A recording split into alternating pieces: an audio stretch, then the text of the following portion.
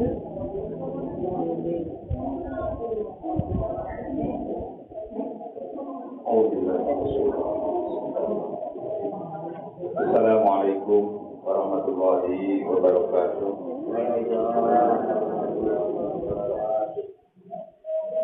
Alhamdulillahilladzi anzala ala abdihi al-kitaba wa lam yaj'al lahu iwaja qayyiman lidunzira ba'san shadidan min ladunhu wa yubashshirul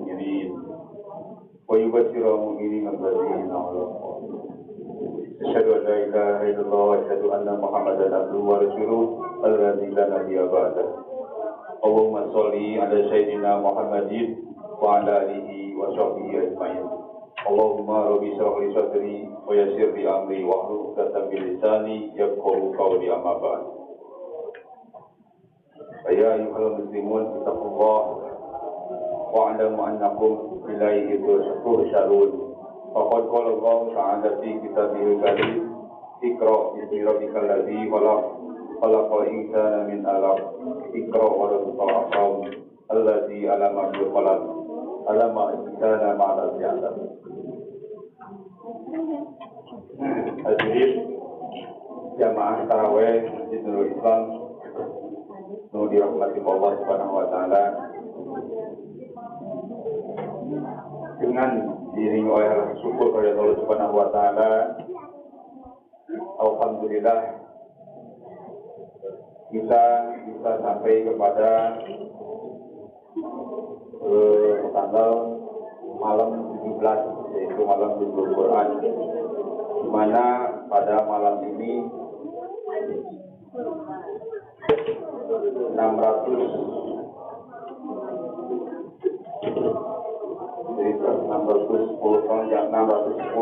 Masehi yang lalu diturunkan kitab Al-Quran pada Rasulullah SAW melalui malaikat Jibril.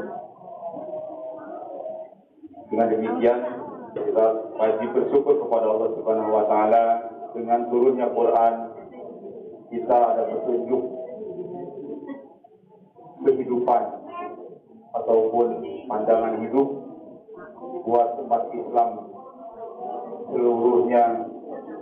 Masalah kehidupan sampai ke akhirat ada di dalam Al-Quran.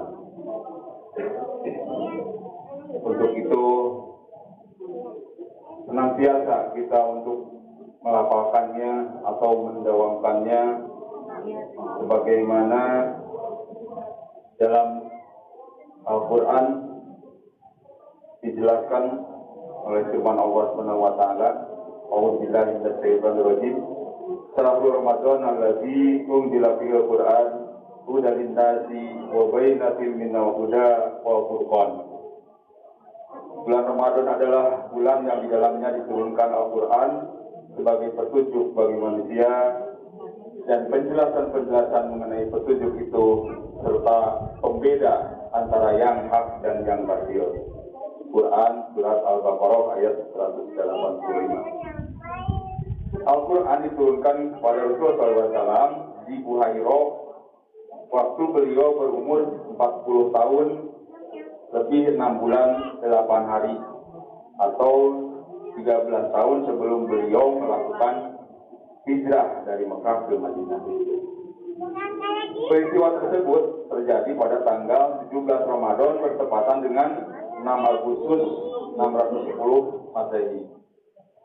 Peristiwa itu termasuk peristiwa yang pertama bagi Rasulullah SAW, sehingga beliau merasakan guncangan pada hatinya, sehingga ketika pulang dan sampai di rumah beliau meminta kepada istrinya, yaitu Khadijah binti Khuwailid, agar menyelimuti dirinya.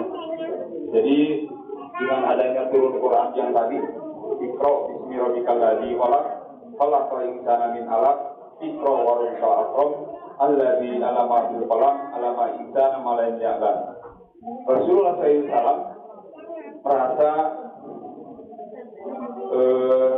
pedang mungkin ya dengan adanya turun surat ini, karena belum tidak bisa baca. Makanya dalam itu juga salah dengan menyebut nama Tuhanmu yang menciptakan. Dia menciptakan manusia dari segumpal darah. Bacalah, Tuhanmu lah yang maha mulia, yang mengajar manusia dengan pena. Dia mengajarkan manusia apa yang tidak diketahuinya. Quran Surat Al-Alaq ayat 1 sampai dengan 5. Hadirin jamaah tarawih Masjidul Islam yang Allah rahmati. Adapun Al-Quran yang berjumlah 30 juz yang sering kita tadaruskan, mudah-mudahan selalu istiqomah kita dalam tadarusnya, berisi 114 surat dan 6.236 ayat. Itu diturunkan Allah kepada hambanya bukan sekaligus berupa satu jumlah kitab, tapi diturunkan sedikit demi sedikit, ayat demi ayat sesuai dengan peristiwa secara bertahap dan keadaan sedang dihadapi oleh Nabi Muhammad SAW, yang mana memakan waktu selama 22 tahun, 2 bulan, dan 22 hari. Adapun nilai-nilai keagungan yang bisa kita dapatkan dari Al-Quran apabila kita mau membaca dan mengamalkannya, yaitu diantaranya ada 5. Yang pertama, Al-Quran menjadi pedoman atau petunjuk dan rahmat bagi manusia. Yang kedua, Al-Quran menjadi penawar bagi manusia. Yang ketiga, Al-Quran menjadi pemelihara dan mempertahankan martabat manusia. Yang keempat, Al-Quran sebagai pelajaran dan penerangan. Dan yang kelima, Al-Quran sebagai solusi di tengah masyarakat. Banyak sekali hadis yang menunjukkan keutamaannya dalam bacaan Al-Quran. Dalam Sahih Bukhari Muslim dari Utsman bin Affan radhiyallahu anhu, sesungguhnya Nabi Shallallahu alaihi wasallam bersabda, "Khairukum man ta'allama al-Qur'an wa 'allama." Artinya, sebaik-baik kamu adalah yang mempelajari dan mengajarkan Al-Quran. Hadis riwayat Bukhari. Alhamdulillah, di masjid kita ini masih ada majelis taklim, sehingga bacaan Al-Quran baik tadarus maupun dalam pengajian bukan diajarkan oleh guru-guru kita, sehingga mudah-mudahan apa yang dibacakan bermanfaat untuk kita semua. Dalam Sahih dari Aisyah radhiyallahu anha, sesungguhnya Nabi sallallahu alaihi wasallam bersabda, "Al-mahiru bil Qur'ani ma'as safari kiram bararati wallazi yaqra'ul Qur'an wa yatata'u fihi wa huwa alaihi saqu lahu ajran." Orang yang pandai membaca Al-Quran bersama para malaikat yang mulia lagi berbakti, dan orang yang membaca Al-Quran dan ia terbata-bata padanya serta merasa berat atasnya, untuknya ada 2 pahala.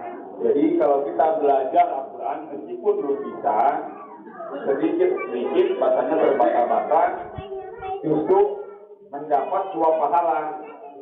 Yang satu, pahalanya karena membacanya, dan dalam yang pahala yang kedua karena merasa berat untuk terbata-bata membacanya. Jadi kita mempunyai 2 pahala.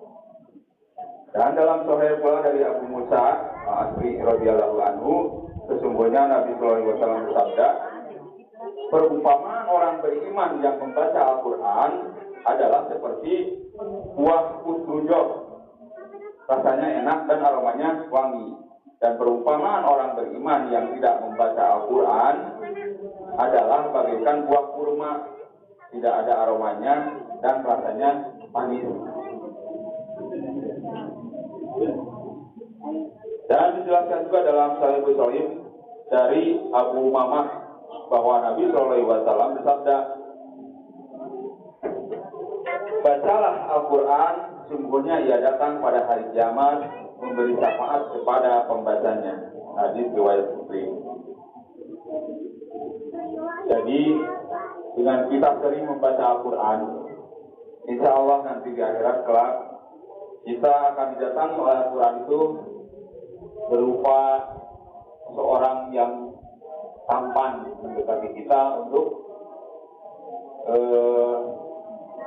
menjadi teman di dalam, baik di alam kubur itu di alam barzakh, itu untuk teman kita di alam kubur. Semoga dengan adanya sedikit tuntunan masalah Nuzul Quran kita ada manfaatnya. Ini kurang dan lebihnya hanya Allah yang tahu. Saya mohon maaf sebesar-besarnya. Usikum wa taqwallah. Billahi taufiq wal hidayah. Wassalamualaikum warahmatullahi wabarakatuh.